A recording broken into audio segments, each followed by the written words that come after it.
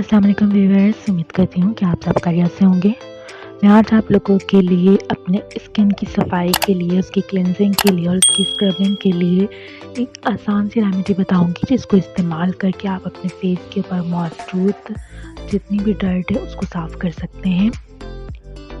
चलिए देखते हैं कि आज की रेमेडी को हमें किस तरह से इस्तेमाल करना है। आज की रेमेडी के लिए हमें चाहिए जौ का आटा, शहद और ऑलिव ऑयल। आपने 2 टेबल स्पून जौ का आटा ले लेना है। उसके अंदर आपने 1 टेबल स्पून शहद शामिल करना है और 1 टेबल स्पून आपने ऑलिव ऑयल शामिल कर उसको मिक्स करके अच्छा सा पेस्ट बना लीजिए।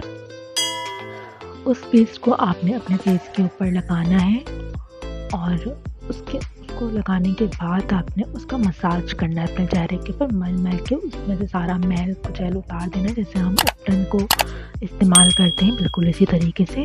इससे चेहरे की स्क्रबिंग भी होगी, आपके चेहरे के ऊपर जो बाल होते हैं वो भी रिमूव होंगे। इसके साथ साथ आपके चेहरे के ऊपर जो पोर्स होते हैं उनकी भी सफाई होगी और इससे आपका कलर फेयर होगा। उम्मीद करती हूँ कि मेरी आज की रेमेडी भी आप लोगों को पसंद आई होगी।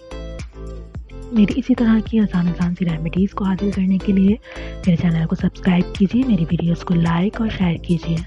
अल्लाह हाफिज़।